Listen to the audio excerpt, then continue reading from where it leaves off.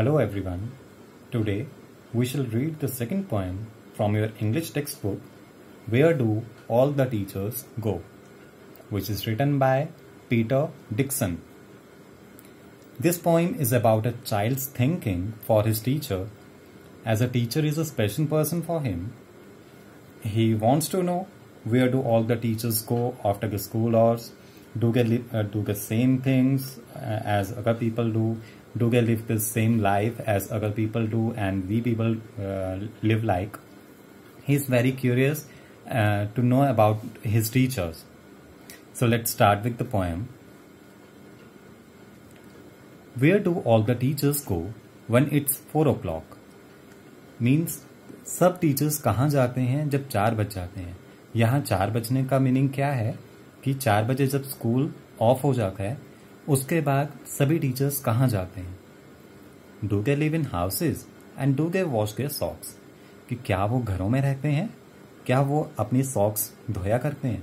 जिस तरह से तुम स्टूडेंट्स भी जब घर जाते हो अपने शू रिमूव करते हो अपने पैरों से, वॉशरूम जाओगे, अपने सॉक्स धोगे, अपने फुट धोगे, क्या सेम चीजें टीचर्स भी करते हैं ऐसा. Do they wear pyjamas and do they watch TV. कि क्या वो भी पैजामा वगैरह पहनते हैं, क्या वो भी हमारी तरह टेलीविजन देखते हैं. And do they pick their noses the same as you and me. क्या वो सेम तरह से जिस तरह से हम पिक करते हैं नोजेस को, मीन्स हम कुछ टाइम पास करना हो तो अपने फिंगर के साथ पोक करते हैं अपनी नोज में, क्या सेम चीज टीचर्स भी करते होंगे ऐसा. Do they live with other people, have they mums and dads. कि क्या टीचर्स भी जो हैं वो भी बाकी लोगों के साथ रहते होंगे जैसे हम अपने घरों में अपने रिलेटिव्स के साथ, अपने पेरेंट्स के साथ, अपने ब्रदर सिस्टर्स के साथ रहते हैं. क्या टीचर्स भी इसी तरह से रहते हैं. Have they mums and dads. कि क्या उनके भी मामा पापा होते हैं. And were they ever children and were they ever bad.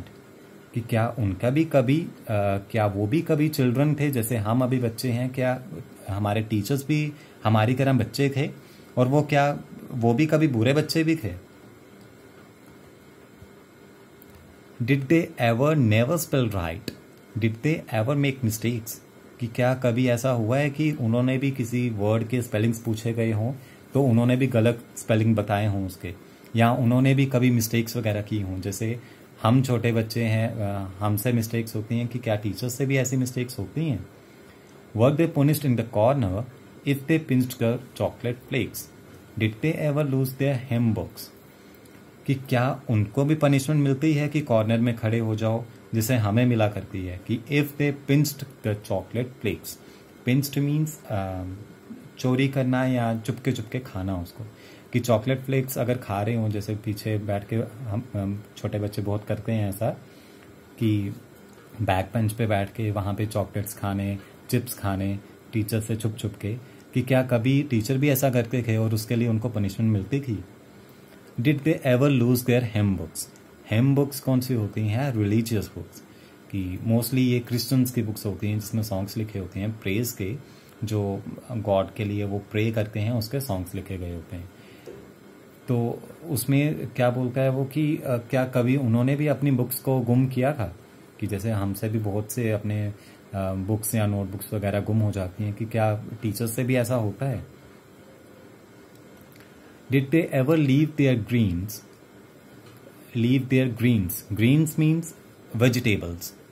यहाँ पे ग्रीन्स का मतलब है वेजिटेबल्स. जिस तरह से छोटे बच्चे क्या किया करते हैं कि स्कूल में लंच बॉक्स लाए होंगे तो वहाँ पे पूरी रोटी नहीं खाएंगे, उसमें से सब्जी बचा देंगे या कुछ भी वैसा छोड़ देते हैं, अपना लंच बॉक्स आधा ही छोड़ देते हैं वो. तो क्या टीचर्स भी इसी तरह से किया करते थे कि अपनी वेजिटेबल पूरी नहीं खानी, सब्जी पूरी नहीं खानी. Did they scribble on the desktops. Scribble means कुछ भी लिखना, ड्रॉ करना या लिखना जो अनरीडेबल हो, जो रीडिंग के लायक ना हो, मीन्स पढ़ा ना जा सके. मतलब ऐसे ही कुछ भी ड्रॉ करके रहना. जैसे डेस्कटॉप्स पे बहुत से बच्चे करते हैं, अपने डेस्क के टॉप पे जहाँ पे वो बैठते हैं वहाँ पे पेंसिल के साथ, स्केल के साथ, कंपास के साथ कुछ ना कुछ उस पर करके रखें, ड्रॉ करके रखें या कुछ भी बना के रखें. तो क्या टीचर्स भी इस तरह से किया करते थे? Did they wear old dirty jeans? क्या वो भी ओल्ड पुरानी गंदी जीन्स पहना करते थे?